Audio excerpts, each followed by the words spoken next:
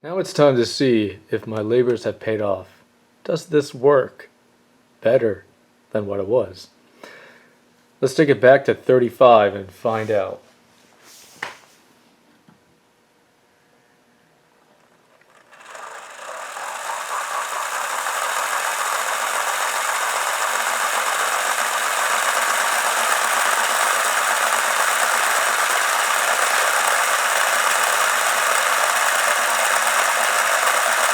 I get the feeling it may be faster.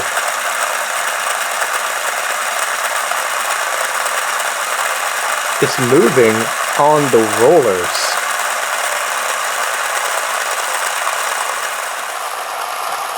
Yeah, it checks out. This is definitely drawing less current, and it's really peppy. We got ourselves a nicer locomotive. And now for a brief review of this locomotive. It was released between 1958 to 1959. You could either get it as part of a starter set or just as an individual locomotive. In 1958, the price for the locomotive itself was $16.50. In 1959, that price was reduced down to $12.50. We know that this is pretty much all die-cast metal, and it's pretty heavy. In fact, it weighs about 270 grams. That's very impressive for a little two-axle locomotive. And we've seen that it does have that 5-pole straight wound motor. It's not the most advanced motor of the time, but it still holds up really well. One thing I never really paid much attention to was sort of the lettering on the package. Top line in HO, super detailed, ready to go. Now, I'm sure that this isn't the only package with the lettering on it. I don't think it was specific for this locomotive, but it's safe to say that as much as I really love this little engine, even before I put the work into it, it's not the most detailed HO locomotive, even at the time. You could argue that the detail is a little bit crude. It's very basic, and I totally understand that, especially since it's from a lower end starter set. But that doesn't take away the fact that this is still a really nice switcher. I can't even think about any other switcher made since this one that not only has side rods but counterweights to go with it. So that's what makes this quite an anomaly, even with all the little switchers made since then. And so yeah, it's primarily a starter set locomotive back in the day, but the fact is that this is a pretty tough little locomotive. Even before it was restored, we could see that it was still running, and just how well engineered this was made. I mean, this thing is, as long as it was well taken care of, is pretty much built to last forever. So let me show you guys a couple models that I think have some similarities to it, and maybe one that have competed with this one at the time. So here's a penline switcher. I think the closest I can guess with the prototype is a Whitcomb. This one was released around the same time, maybe a little bit later in the 60s as well. This one is also die cast and also has brass wheels and also has a 5-pole open frame motor. So it's safe to say that this is the closest competitor. This one also has a little bit more detailing. It also has some handrails going for it. And one real advantage of this one is that you don't have to deal with those pins. This time you just take out a couple of screws and you pretty much have easy access to the internals as well as the mechanism to it. So it's pretty advantageous in that regard. And while it's not quite as big as our AC Gilbert one, it still packs a pretty good punch for a two-axle locomotive. So this is a really nice one, but personally I still like the 31013 a little bit better. But this one still holds up really well. Here's something going a completely different direction. This is a brass model. It was brought in by West Side Models in the 1970s, and this is a Caterpillar switcher. As you've noticed, I do have a thing for these really small switchers. I just think they're really neat, and this one, of course, is no exception. Not only is it a really small, fun little engine, but it also has those side rods. I just can't get enough of these little diesels with side rods. It does have quite a bit of detail to it. It looks really, really nice. The mechanism's kind of interesting. It has a vertical 3-pole motor, but the performance is really well.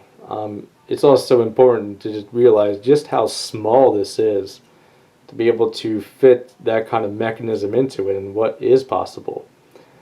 Just for comparison, here is our Gilbert locomotive, and as we see, it is enormous compared to the little brass model. But yeah, I do think that this has the smallest wheels of any HO model out there. Really tiny, but of course I would say this is the most realistic switcher I have among most of my collection, especially these old vintage ones. That being said, it is another fine piece of the collection. It is really charming in its own way, and maybe someday I'll have this painted, but I really like having it unpainted, seeing all the nice detail to it. But now let's go take a look at all these models in comparison of their weight. And just because they're two axles doesn't mean that they come close to each other. So let's take a look at that now. Let's start, of course, with the little brass one. And this one is 140 grams. And it's brass. It's realistically small, but that is a very light locomotive. But still, it is a charming locomotive. Now let's move on up to the pen line. This is where we get all die-cast, brass wheels. This one packs a punch of its own. It's 222 grams, so that definitely is a lot stronger than our little brass one. And of course, this can pull much more than you'd expect out of it. Now let's take a look at the 31013. 270 grams. Very impressive. And just for fun, let's also put in the little blue switcher. Not sure how this is a little bit heavier, considering there's no additional side rods or counterweights, but somewhere this is holding extra weight. Not sure how, honestly. But that is pretty interesting. Overall, this was a very fun project. I'm really glad I got not only to restore a locomotive I really like, but to be able to show it off on camera with all the steps that go along with it. It was a very learning process for me because that was the first time I put an entire POV restoration video. And I'm sure there will be more things I will learn from the future, but this one I thought was a pretty good one to start off with. It's a small locomotive, it's relatively simple, and I really didn't have any issues going along the way, so that's what made it a relatively smooth transition. In fact, this review part of the video I thought took the most effort. I took quite a bit of takes to get the speech right, but with that being said, I'm really glad you guys came to check this out. And one thing is, it's really cool to be able to put something up that is really rare. But do you know what's something that's even rarer than this? How about two of them? Yes, if you have a model that you're really into and you don't feel like one can do justice, well, why not pick up a second one? My only excuse was there is a slight difference between these. We have different color counterweights, and the gears are also different coloring.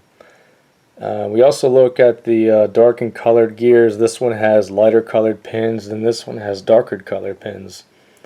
I actually got this one about a month prior from this one, so yes, these are ironically two recent purchases. And I'm not sure why there is a difference within the same locomotive. So that's what makes it a really interesting catch. So it was a lot of fun, and I'm really glad you guys got to check that out, and hopefully you all learned something from that. But now that we've seen everything about this locomotive, and we've seen just how strong these things are, let's get a video of this thing in operation. So thank you very much for watching. We'll see you next time.